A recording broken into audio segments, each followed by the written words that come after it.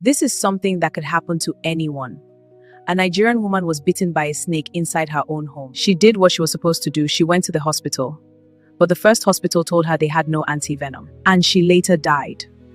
How is this acceptable in Nigeria today? Welcome back to the podcast. Today is not about gossip or outrage. It's about solutions. I am Jacinta Storiai and I'm joined by Nurse Angela and we're discussing a painful question. When you heard the story about the late Ifunanya, the singer who was bitten by a snake, what stood out to you the most? The fact that she reached a hospital and still had no help. An emergency doesn't end when you arrive at a hospital, it begins there. Let's talk about preparedness. Should hospitals in Nigeria be allowed to operate without life-saving resources like anti-venom?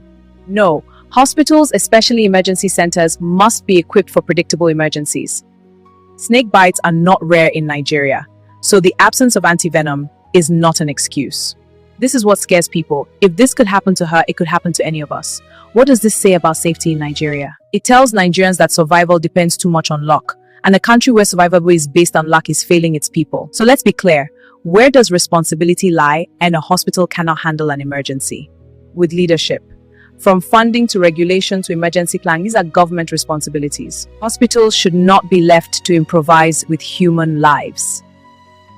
Let's talk solutions. What should Nigerians demand from their politicians so tragedies like this don't keep happening?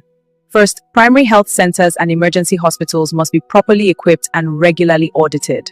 Second, there must be a functional referral system so patients are not turned away without immediate alternatives. Third, healthcare budgets must translate into real supplies, not paperwork. And finally, there must be accountability when preventable deaths occur.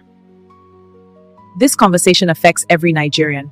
Have you ever gone to a hospital and been told they lacked basic supplies? Share your experience in the comments. These stories matter. This is not about attacking healthcare workers, it's about fixing a broken system. No Nigerian should survive an emergency only to be failed by lack of preparation. If this conversation matters to you, like, share, and subscribe, because it truly could happen to anyone.